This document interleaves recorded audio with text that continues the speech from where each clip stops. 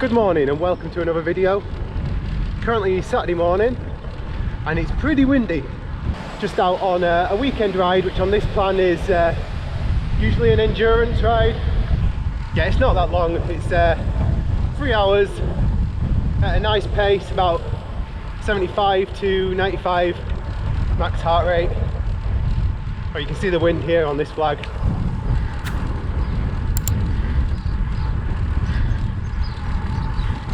So you think I'd be sheltered by the bushes, but it doesn't feel like that. So yeah, quite an easy ride. It's just like a normal ride around the countryside for me, but the only difference is keeping my heart rate in that zone means that I've got to keep a bit of pressure on the pedals, which is good because I'm really bad. I'm quite lazy and I'll often just coast along a bit.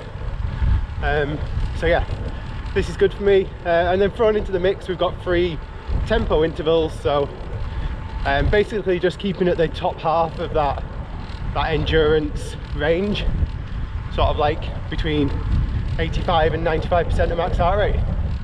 So yeah, 20 minutes in this, and then the rest of it just easy away. So I've tried to plan the ride so it's mostly into a headwind going out in the hope that it pushes me home, but it feels like it's a bit of a crosswind, and because I'm just sort of doing east and west, I think it's going to be a crosswind all the way.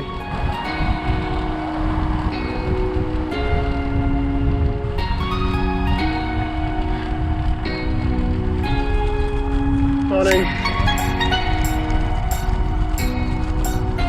Back on smooth tarmac now. Yeah, I'm pretty bad at doing the handheld shots of like the scenery and stuff, so I've actually ordered a mouth mount. I might come today if I'm lucky, if not Monday. This flag is showing no wind. This flag must be broken. So it looks like there's someone ahead that I'm going to try and catch up. So yeah, I'm going to go ahead and do that, put the camera away because it's a bit breezy up here. But yeah, I'll come back and we'll talk about this this free gift they sent me. Yes, that's the second tempo effort done. Just I've turned around already, so I'm kind of on the way back and with a tailwind. Pretty difficult to keep the heart rate up when you've got like a flat road and a tailwind. We were in top gear then spinning away. So yeah, the free gift. So a full disclaimer here, I'm not sponsored by them, like they're not paying me any money. They haven't said you have to give us a good review, and yeah, they basically reached out to me and said, would you like this for free? We'll give it to you if you talk about it in a video. So that's what I'm going to do. So a company called INBIKE sent me this jersey that I'm wearing, and it's a budget jersey. It's a Chinese company. I knew what I was getting into when I accepted it, but I thought, you know what, it's free and it'll be interesting because I've not bought any Chinese cycling gear for like 6 years. I did that thing that everyone does when they start and they buy something off AliExpress and they're really disappointed. So yeah, this is it. I'll put a link below to their website. But yeah, my honest opinion is it's about £35, and it's probably what you'd expect for £35. It's on a par to what you'd get from a budget bike shop like Decathlon, I'd say. The fit is pretty generous, I would say. So this is a large and it is quite baggy. Because it was Chinese, I erred on the large size anyway, because stuff tends to be a bit smaller. But yeah, it's quite generous. A feature I do like, which you don't often get at this price point, is the length of the grippers on the arms. They're like over 1 inch. Sort of like long or wide, which is really nice. That's like a premium feature you'll often miss on a cheaper jersey. Okay, so I decided to stop to just finish talking about the jersey because it is so windy when you're going. It's pretty difficult. So yeah, the thing I do like is the length of the arms. That's good that you often get on a cheaper jersey.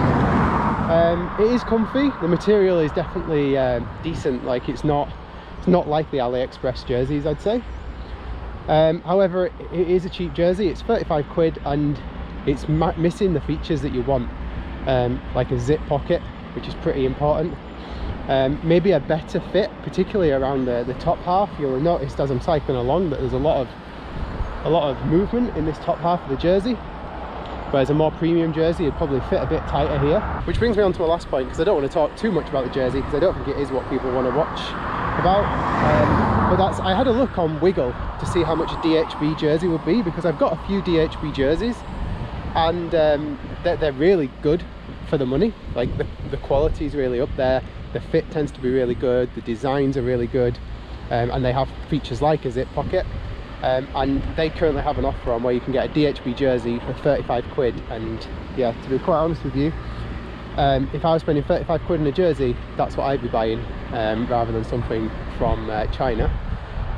But you know, it's not bad. It's about acceptable for the money, but I'm not going to recommend you run out and buy one. So yeah, this is the last time INBIKE will ever send me anything, but yeah, I mean, I don't really mind, because I don't want to recommend something that I don't think is kind of worth it. Right, I've got 2 minutes left of the rest period. Probably shouldn't do this between intervals, but I just wanted to stop and finish that off. Yeah, then one more interval, and then just 50 minutes easy home. But I'm a bit worried, because I think I'm going to run out of road. I don't think I've planned a route long enough to fit in another hour and 25, nearly an hour and a half of riding. Anyway, let's carry on. I'll probably film a little bit after this final interval.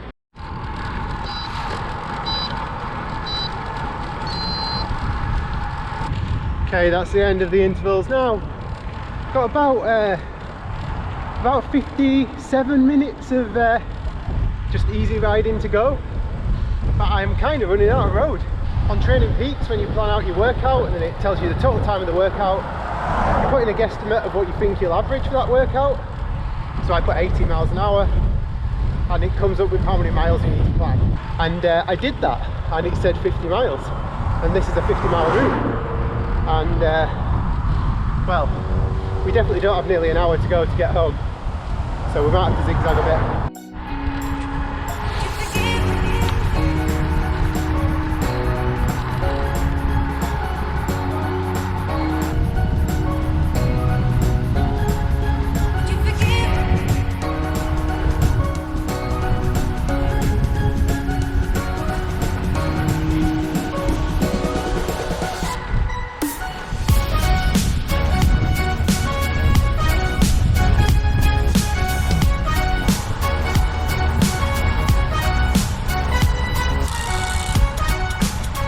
Just rolling home now. I zigzagged a little bit, went down a road I've never been down before just to see where it goes. Turns out it is a dead end.